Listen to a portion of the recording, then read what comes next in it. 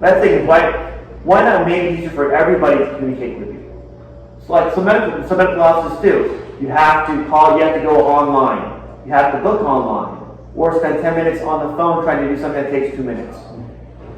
Because you call the number, my health insurance.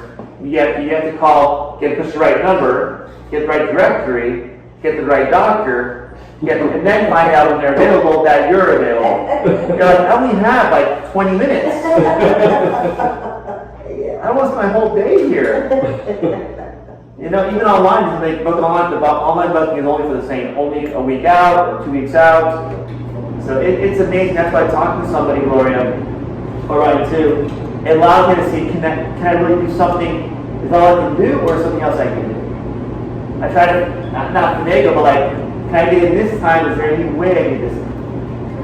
Is there any what's a good time for him that works with me? Versus spending all day on the computer. Okay, well, how does that work here? Getting denied. And my insurance goes, you put the request in, all of a sudden denied. I'm like, it's like I lost again. I'm a loser again. But again, I lost again. I'm like, oh God, just tell me when you're available. So it is frustrating and funny when somebody else like me, but something where how much time we waste versus just a phone call away.